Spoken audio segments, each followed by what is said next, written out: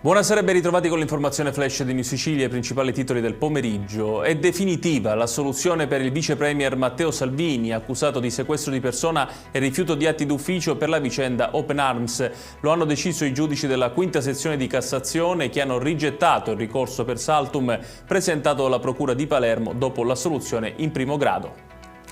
Valgono circa 220 milioni di euro i primi 3 articoli della finanziaria approvati finora dall'ARS per sostenere imprese e occupazione. Su queste norme, ritenute dal Presidente della Regione Renato Schifani, il pilastro della manovra, c'è stato il contributo delle opposizioni con emendamenti integrativi condivisi dal Governo. I lavori d'aula intanto proseguono. Il TAR del Lazio si è dichiarato incompetente sul ricorso contro i 2 termovalorizzatori previsti in Sicilia e ha rimandato la decisione al TAR di Palermo, che dovrà ora pronunciarsi sulla legittimità dei provvedimenti regionali. Il contenzioso riguarda le autorizzazioni rilasciate dal governo siciliano per la realizzazione delle strutture.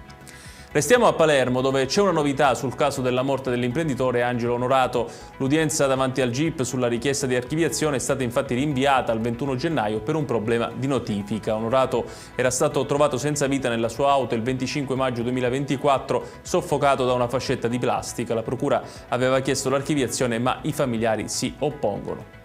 Chiudiamo con il meteo. Domani in Sicilia ancora bel tempo grazie ad una corrente di alta pressione che garantirà cieli in prevalenza sereni o poco nuvolosi su tutto il territorio regionale. Atteso nel fine settimana un nuovo peggioramento per via di una circolazione depressionaria che colpirà l'isola.